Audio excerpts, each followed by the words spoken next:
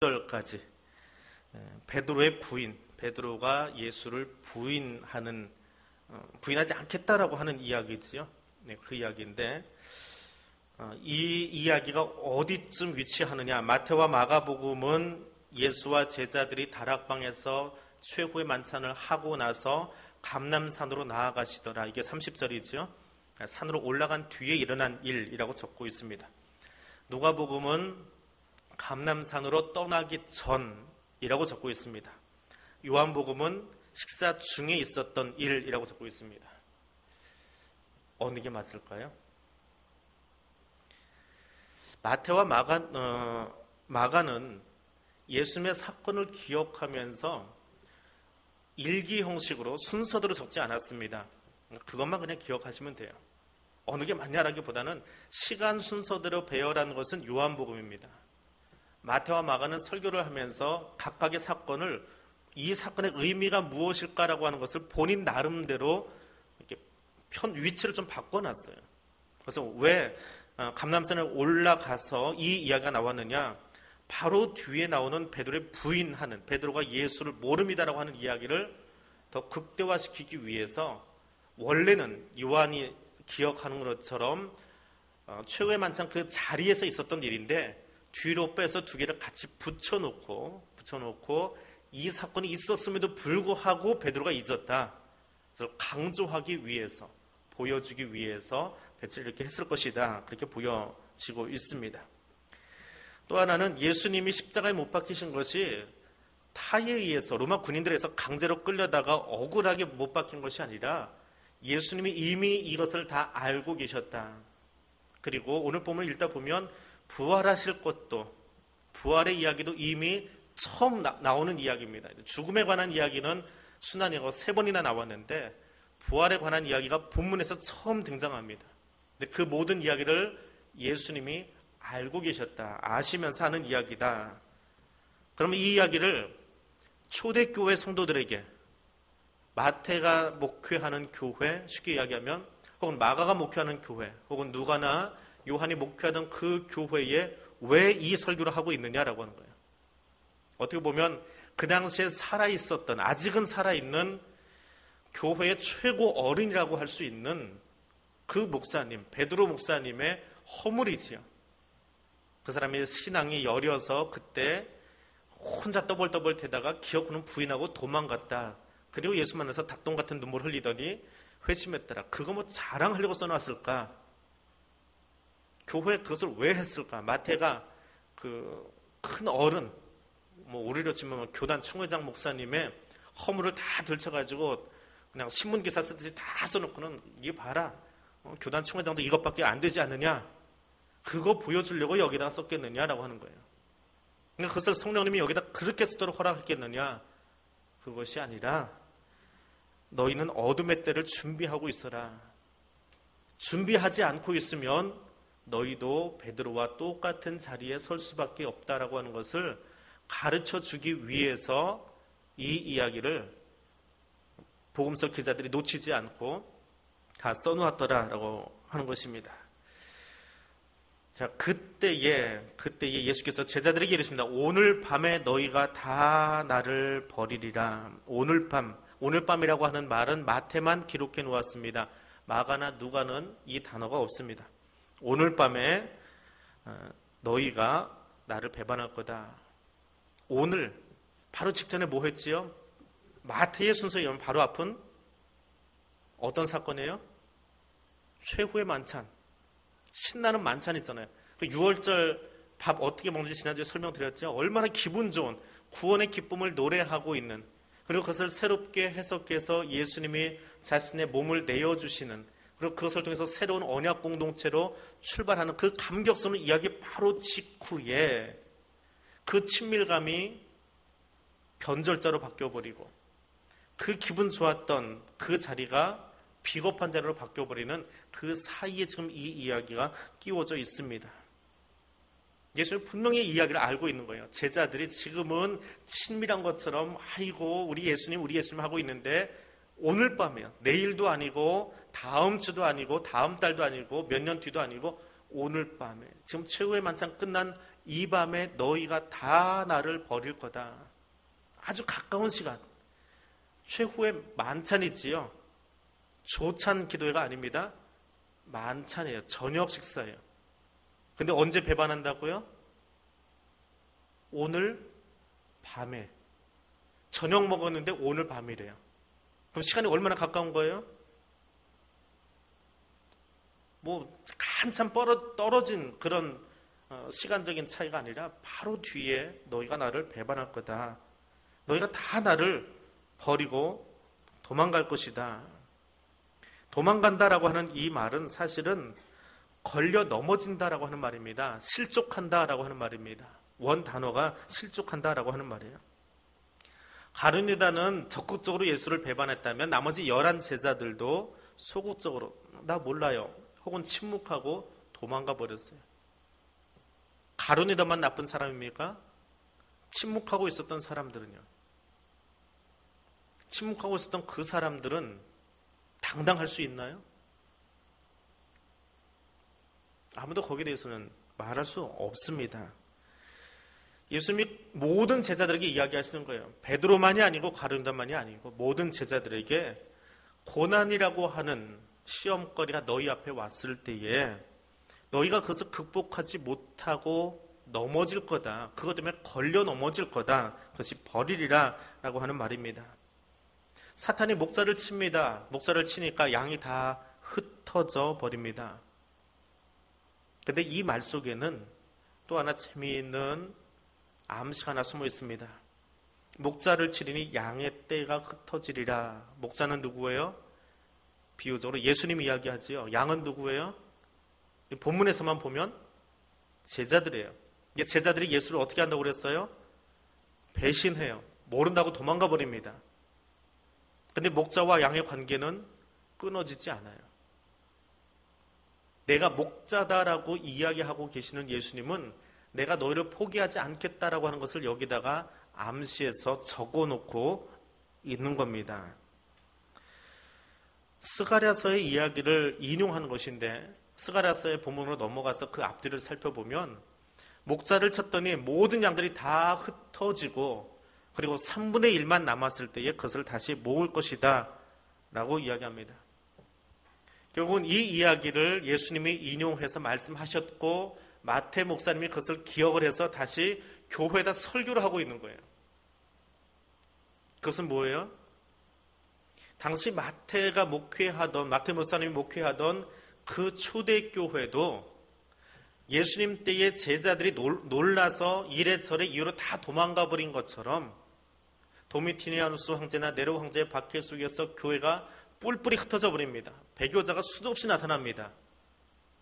그 고난 속에서 그것을 이겨내고 연단받고 일어선 사람들, 소수지만 그들이 일어서게 될 것이고 그들을 통해서 진정한 교회의 구성원들이 남게 될 거다라고 하는 것을 마태를 통해서 다시 설교하고 있는 거예요. 그리고 오늘 우리에게도 동일하게 이야기하고 있습니다. 교회 안에 여러 가지 환란이 없을 수 없습니다. 신앙생활하다가 그저 날마다 평안하게 형통하게 그렇게 가는 것 아닙니다. 열심히 하려고 하면 할수록 시험거리는 더 많이 있어요. 교회를 다닐 때요 좀 덜렁덜렁 다니면 시험거리 없습니다. 그냥 들락날락하면 굳이 사람 때문에 혹은 봉사하다 시험 뜰 거 없어요. 근데 조금 열심히 내보려고 하다 보니까 뭐가 보여요. 오늘 내가 조금 더 열심히 해야지 하고 들어가서 보니까 봉사하려고 보니까 왜 이렇게 사람 냄새가 많이 나는지. 세상도 이렇게는 안 한다 그래요. 교회 처음 와서 봉사하시는 분들 이렇게 이야기 듣다 보면 그분들이 그런 이야기 자주 합니다. 목사님, 세상 사람들도 이렇게는 안 해요. 교회가 왜 이래요? 라는 소리를 종종 합니다. 교회는 거룩하여져 가는 공동체예요. 거룩한 공동체가 아니고요. 거룩하여져 가는 공동체예요. 근데 세상은 거룩하여지려고 노력은 하지 않습니다. 그게 차이점이에요. 근데 거룩하여지려고 노력하는 과정 속에서 사람 냄새는 풀풀 나요. 근데 그것을 가지고 안타까워하면서 기도 자리로 나가는 사람이 있고요. 그거 가지고 힐난하면서 흠집내고 상처내고 시험 들게 하고 돌아다니는 사람들도 있습니다. 그런 교회를 향해서 예수님이 주시는 말씀이에요. 신앙 때문에 시험에 걸립니다. 신앙 때문에. 차라리 예수 믿지 않았으면, 차라리 교회 오지 않았으면 그런 거 저런 거 뭐 시험 들고 뭐 있어요. 세상도 똑같은데. 근데 교회 와서 봉사하려고 하다 보니까, 신앙생활 하려고 보니까 더 시험에 많이 들어요. 제가 중고등부 시절에, 청년 시절에 수요일이 그렇게 좋았습니다. 왜 좋았냐면 교회 나가서 좋은 게 아니에요. 수요일날 수업이 제일 많았거든요. 언제부터 그런지 수요일날은 수업이 참 많았어요. 그래서 수요일을 넘어가면 수업 시간이 줄어들어요. 8교시 하다가 7교시, 6교시로 줄어들어요. 또 하나는 수요일이 지나면 교회 가는 날짜가 가까워져요. 그렇게 좋았어요. 저희 때는 토요일날 토요 집회라는 게 있었습니다. 토요일마다 교회 모여서 성경 공부도 하고 공식 집회가 하나 있었어요. 요즘은 토요 집회가 없어졌습니다. 야자 해야지요, 보충 수업 해야지요, 학원 가야지요. 그래서 없어졌습니다. 근데 저희 때는 있었어요. 저희 때는 지금처럼 이렇게 뭐 그냥 막 몰아치면서 애들 공부 안 시켰어요. 제가 학교 다닐 때는. 심지어는 제가 고등부 학생회장 할 때는요, 어떤 일이 있었냐면 고등부에서 수련회를 가야 되는데 학생 하나가, 친구 하나가 학원을 빠져야 되는 거예요. 근데 그 학원장한테, 학원 선생님한테 고등부 학생회장이 편지를 써줘요. 공문 형식으로. 제가 써서 제가 이름 적고 우리 교회에서 수련회 갔는데 이 학생 보내주시고 편지 보내드리면 그냥 왔어요. 그 친구가. 그때는 세상도 그냥 교회를 믿었고요. 그것도 선생님이 아니고 걔 교회 학생회장이 그냥 편지 써서 냈는데 그걸 인정을 해줬어요. 지금은요, 담임목사 직인 찍어도 안 보냅니다. 누가 안 보내요? 부모님이 안 보내요. 많이 달라졌지요? 점점 더 박해져 갑니다. 그런 가운데서 신앙생활을 어떻게 유지해야 될까요? 무엇이 더 진리고 무엇에 우리 아이들을 더 맡게 될까요? 그런 세상을 향해서 예수님이 이야기해 주시는 거예요. 그 연단의 과정들을 다 지나간 뒤에 소수의 연단받고 살아남은, 이겨낸 그 사람들 통해서 교회가 세워질 거다라고 이야기하고 있는 겁니다. 그러면서 32절에서 처음으로 부활의 예고가 나옵니다. 그러나 내가 살아난 후에 너희보다 먼저 갈릴리로 갈 것이다. 제자들의 배신에도 불구하고 흩어짐을 그냥 방치하지 않고 모아놓을 것이고, 그들이 배신했음에도 불구하고 다시 회개하고 충성할 수 있는 기회를 만들어 주겠다라고 이야기합니다. 그러면서 내가 먼저 갈릴리로 가겠다. 먼저 갈릴리로 간다라고 하는 이 말은 내가 갈릴리로 인도한다라고 하는 말입니다. 앞에 목자와 양으로 설명했지요. 예수님이 제자들과 자신을 설명하시면서 목자가 앞에 가고 양이 뒤따라갑니다. 양은 목자 앞서가지 않습니다. 목자의 소리를 듣고, 목자의 피리 소리를 듣고, 목자의 발자국 소리를 듣고 그 앞으로 가요. 목자보다 절대로 앞서가지 않습니다. 앞에 가는 녀석은 두드려 맞아요. 엉뚱한 데로 가는 녀석이거든요. 아무리 뒤에 앞에 우르고 해도요, 목자가 앞에 걸어가고 그 뒤에 따라옵니다. 목자가 우리 안으로 들어가서 거기서 소리를 내면 그 우리 안으로 다 들어와요. 안 들어오는 건 이제 강아지들이 쫓아다니면서 몰아냅니다. 그리고 우리 안에 문을 걸어 잠그고 우리 밖으로 목자 나오는 것을 본 적이 있어요. 앞서가지 않아요. 신앙생활하면서 예수님보다 앞서려고 하는 사람이 있습니다. 말씀보다 앞서려고 하는 사람이 있습니다. 내가 먼저 앞서가려고 하는 사람들이 있습니다. 그건 양이 아닙니다. 양은 그렇게 하지 않습니다. 양은 목자의 음성을 알고 목자만 따라갑니다. 주의 음성을 듣고 그것에 순종하며 따라갈 수 있는 사람 될 수 있기를 원합니다.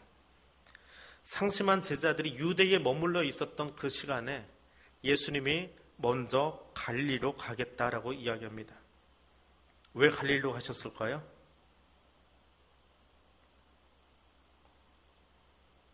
왜 예수님이 하필이면 갈릴리로 간다고 그러셨을까요? 12명의 제자들 가운데 가룟 유다 빼놓고 전부 다 갈릴리 출신이에요. 사람이 급하고 불안해지면 아주 옛날로 돌아가 버립니다. 퇴행해 버립니다. 자기 고향으로 돌아갑니다. 예수님의 선교 주 무대가 갈릴리였던 이유도 있습니다. 또 하나는 유대 땅 여러 곳 중에서 갈릴리만큼 유대 문화와 이방 문화가 섞여 있는 곳도 없어요. 같이 섞여 있습니다.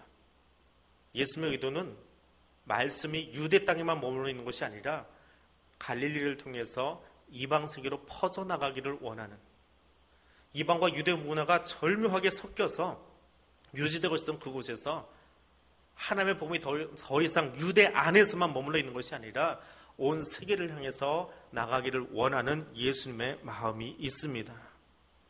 그래서 내가 먼저 갈릴리로 가겠다라고 이야기합니다. 그랬더니 33절에 누가 소리 지릅니까? 베드로가 대답하여 이르되 모두 다 주를 버릴지라도 나는 결코 주를 버리지 않겠습니다. 다 넘어질지라도 나는 넘어지지 않겠습니다. 다 실족하는 한이 있어도 나는 절대로 실족하지 않습니다. 다른 사람 신앙생활하다 시험에 든다고요? 근데 나는 절대로 시험 안 듭니다 라고 이야기하고 있는 겁니다. 다른 제자들을 가볍게 보면서 다른 제자들은 넘어질지라도 버릴지라도 그러나 나는 절대로 그렇지 않습니다. 베드로의 영웅주의가 다시금 빛을 발하는 시간입니다. 신앙생활을 하는데 영웅주의는 언제 생겨나는지 아십니까? 교회 안에서 신앙생활하고 교회에서 봉사하는데 영웅주의가 베드로처럼 나올 때가 있습니다. 누가 영웅처럼 뜨는지 아세요? 자기 힘 의지할 때 영웅이 됩니다. 영웅은 누구예요? 그 사람이 영웅에 버금가는 그런 어떤 업적을 보여주었기에, 발휘했기에 그 사람을 영웅이라고 이야기하잖아요. 베드로가 이야기하는 겁니다. 자기 힘을 의지하는 거예요. 예수님을 의지하지 않습니다. 신앙생활도 똑같습니다. 교회 봉사도 똑같습니다. 내 의가 드러나기 시작합니다. 내가 했습니다. 내가 주도권을 잡고 내가 나서서 이렇게 하니까 이게 유지됐습니다. 아유, 다른 분들이 할 때는 잘 안 되는데 그때요 목사님 내가 가서 한마디 했거든요. 그랬더니 평정됐어요. 잘 돌아가요. 영웅주의죠. 주님이 하지 않았습니다. 내가 가서 이야기했더니, 내가 한마디 조언했더니 잘 돌아가요. 내가 그때 이야기해드렸거든요. 내가 그때 누구한테 조언했거든요. 그 영웅주의, 그게 실족하는 첫 번째 걸음이에요. 베드로의 영웅주의. 다 도망갈지라도 나는 도망가지 않습니다. 신앙적인 절개도 중요합니다. 그런데 더 중요한 것은 하나님의 도우심을 구하는 겁니다. 넘어질 거야 라고 주님이 이미 이야기하셨어요. 벌써 몇 번째 이야기하는지 모릅니다. 순환행으로 벌써 좀 몇 번 하시는지 몰라요.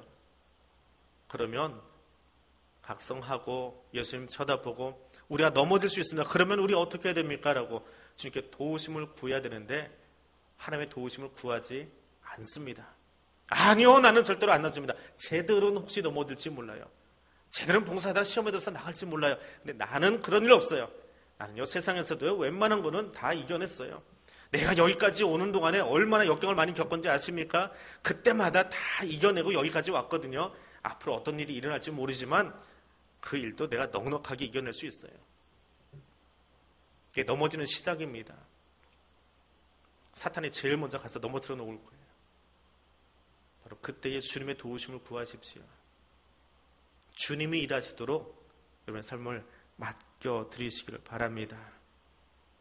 예수님이 그때의 베드로에게 이야기합니다. 내가 진실로 내게 이르노니 오늘 밤 닭 울기 전에 내가 3번 나를 부인하리라.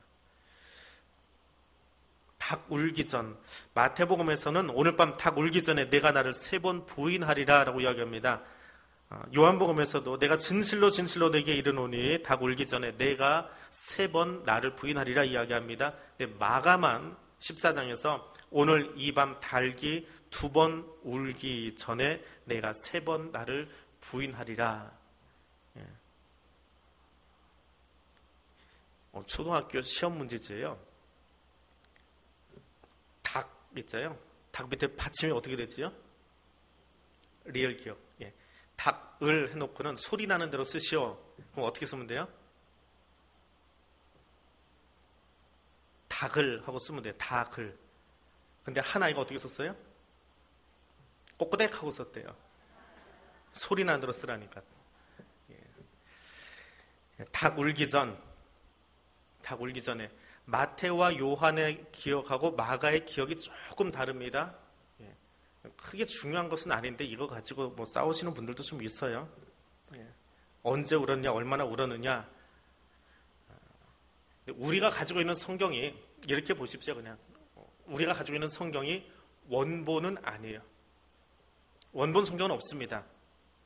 왜냐하면 지금처럼 인쇄술이 좋아서 책 하나 가져도 몇 년씩 쓸 수 있는 것이 아니고 금방 망가지는 파피루스, 풀잎 가지고 만들어진 것, 혹은 양피지에다 기록을 합니다. 주로 이제 파피루스라고 하는 풀을 이렇게 으깨 가지고 만들어 놓은 거기다 기록을 하는데 시간이 지나면 삭아요. 글씨가 지워집니다.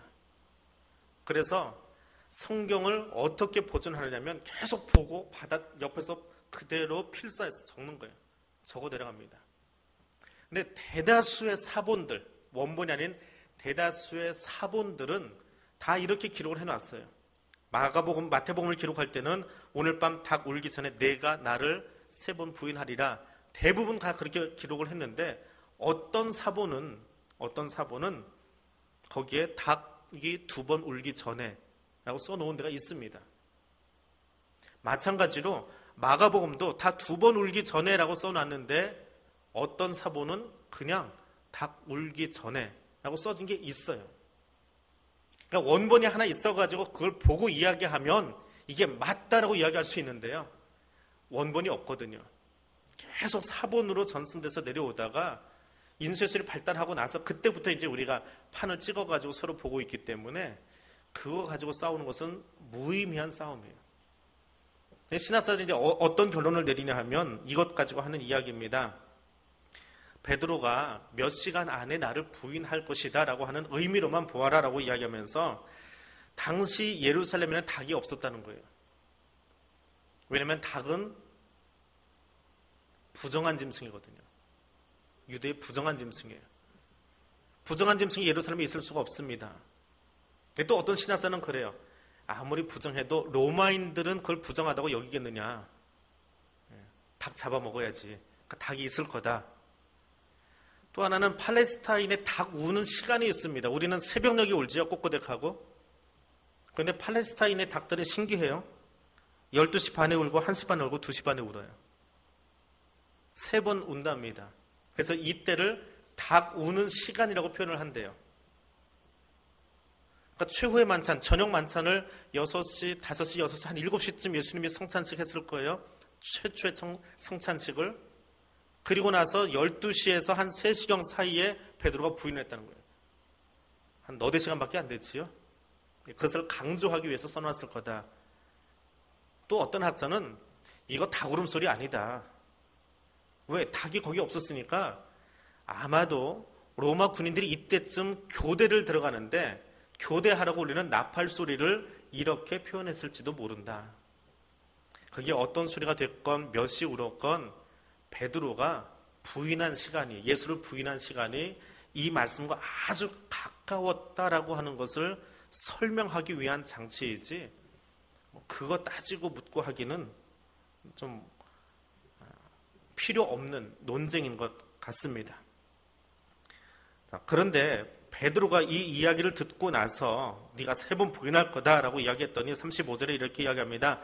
내가 주와 함께 죽을지언정 주를 부인하지 않겠습니다. 내가 주와 함께 죽을지언정 주를 부인하지 않겠습니다. 마가는 이 대목을 이야기하면서 베드로가 힘있게 말해요. 가로되 힘있게 말했답니다. 아주 자신있게 말했답니다. 절대로 나는 그럴 일 없습니다 라고 힘있게 말했답니다. 근데 마태는 힘있게라고 쓰지 않고요. 결코 뭐뭐 하지 않을 거야 라고는 이중 부정을 사용했습니다.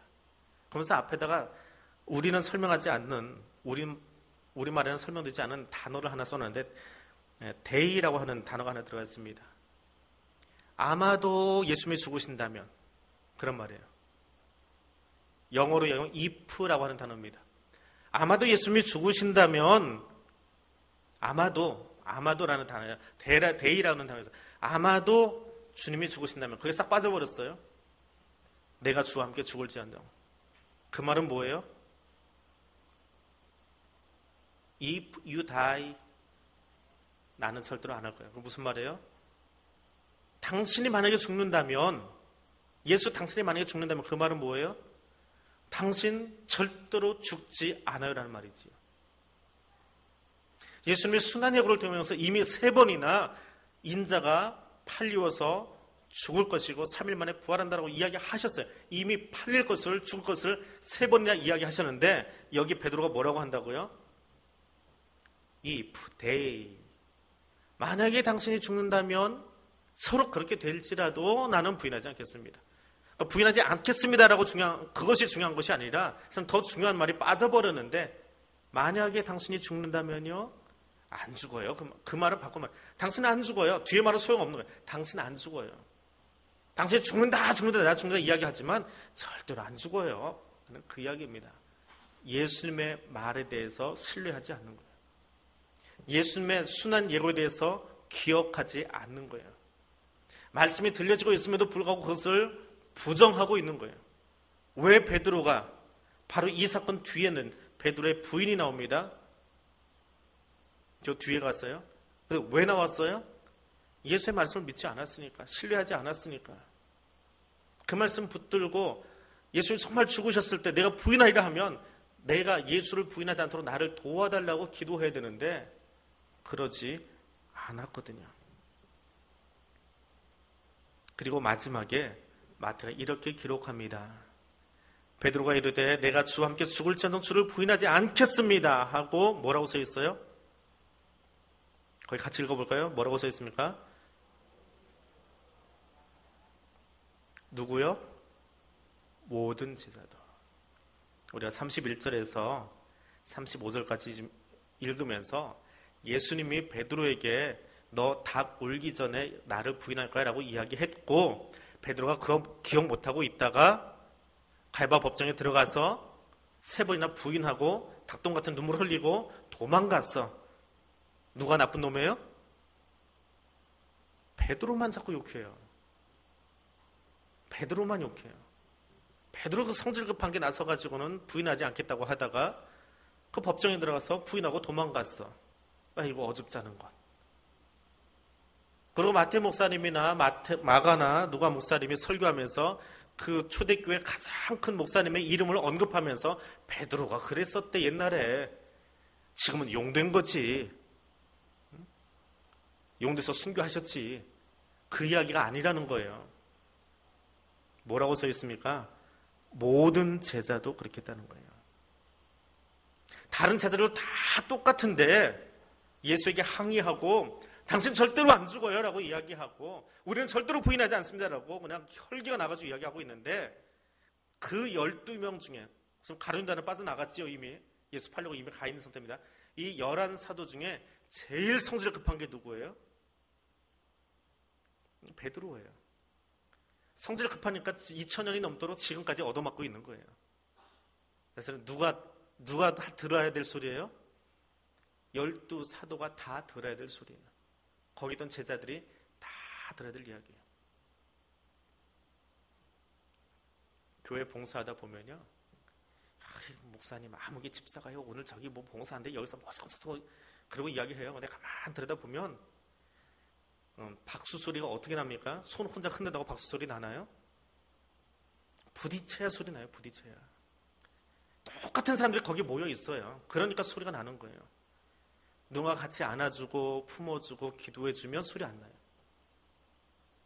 소리 나는 이유는 성질이 좀 급해가지고 먼저 화다닥 하는 사람이 있긴 있어요. 분명히 있습니다. 그런데 누군가 같이 거기서 맞장구 쳐주고 있어요. 소리 나게 받쳐주고 있어요. 그 사람이 소리 나게끔 누군가는 말을 만들어주고 있어요. 그게 교회 봉사하는 거예요. 베드로가 혼자 예수를 부인한 것이 아니라 다 다른 제자들도 똑같았어요. 더 맹렬하고 급했을 뿐이에요. 이건 사실 제자들의 실수예요. 교회의 모습이에요. 베드로 한 사람의 실수이고 베드로 한 사람의 이야기였다고 한다면 교회를 향한 설교예요. 교회 성도들에게 들으라고 하는 이야기예요. 설교하면서 저도 조심스러운 거지만 설교하면서 인신공격하는 설교 누구에게 득이 되나요? 아무도 그 설교 듣고 은혜 받거나 기분 좋아하는 사람 없어요. 딱 한 사람 있을 거예요. 그 사람하고 왼수진 사람이 혹시 있다면 맞아 그 인간 우리 목사님도 싫어하시는구나 그러고 얘기할지 몰라요. 인신공격성 설교 가지고는 교회에 유익이 되질 않아요. 그 이치로 본다면 마태 목사님 베드로를 지금 거명하면서 이야기하고 있어요. 인신공격이잖아요. 베드로가 이렇게 했어. 베드로의 성질이 급해가지고 먼저 나서 이야기했어. 이것이 인신공격하기 위한 메시지였다고 한다면 이것이 교회에 무슨 유익이 됩니까? 이 메시지 듣고 초대교회가 어떤 변화가 있었겠어요? 베드로가 모닥불 앞에서 부인한 그 이야기가 2000년이 넘도록 교회 안에서 회자되면서 교회에 무슨 유익이 있겠냐고요. 우리 신앙생활에 어떤 도움이 되냐고요. 베드로의 이야기가 아니에요. 제일 처음 이 말씀을 들었던 그 교회를 향해서도 그리고 2000년이 지나서 오늘 나에게도 똑같아요. 그 사람이 누구예요? 나예요. 어떤 사람 성질이 급해서 조금 빨리 뛰어나와서 우다닥 하고 있는 거고 나는 뒤에서 아휴 나는 말 못하지만 당신이 해주니까 나도 속 시원하다. 당신 알았으면 나도 소리 질렀을지 몰라 라고 이야기하고 있는 거예요. 오늘 말씀이 나에게 들리도록 귀를 여시기 바랍니다.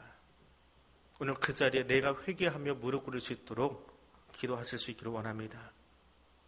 내 신뢰가 나를 신뢰하는 것이 신앙인 줄 알고 착각하지 아니하고 오히려 내 연약함을 들여다보고 주님 앞에 기도할 수 있는 사람 되어들 수 있기를 원합니다. 믿음과 구원은 인간의 의지로 일어나는 사건이 아니라 철저하게 예수 그리스도를 향한 순종으로 하나님의 은총으로 되어지는 사건인 것을 기억하실 수 있기를 원합니다. 그리고 우리의 연약함에도 불구하고 우리가 넘어서 주님을 떠났음에도 불구하고 끝까지 그 양들을 찾아서 갈릴리로 가셨던 그 주님이 그리고 마태복음 마지막에 마태 목사님이 하신 이야기처럼 내가 세상 끝날까지 너희와 항상 함께 있을 것이다. 이 숱한 제자들의 넘어짐 속에서도 마태복음의 중심 주제는요. 우리가 공관복음을 보고 있지만 마태만 중심으로 놓고 보면 제자에 관한 이야기예요.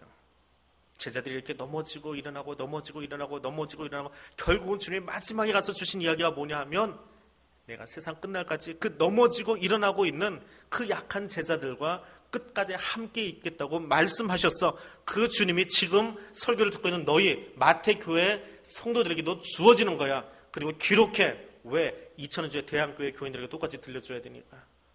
너희도 또 넘어질 거고 너희도 또 시험에 들 거고 너희도 또 부딪힐 거야. 그런데 너희 연약함을 주님이 아셔. 그래서 끝날까지 함께 하시겠다고 약속하셨어. 그것만 기억하면 돼.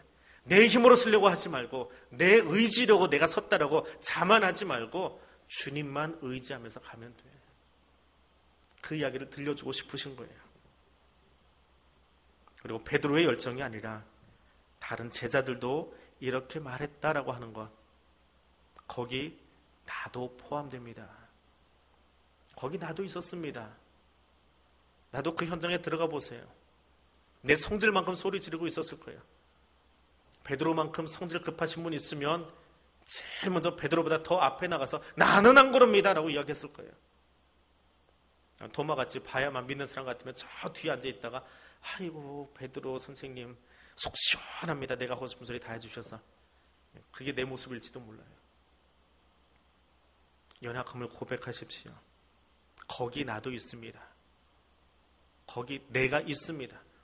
나는 거기 없습니다라고 말하지 마세요. 그때 넘어집니다. 거기 내가 있음을 고백할 때에 비로소 주님의 도우심을 구할 수 있습니다. 그리고 주님이 도와주셔야만 다가오는 교회 어두운 때에 악한 때에 이겨낼 수 있습니다.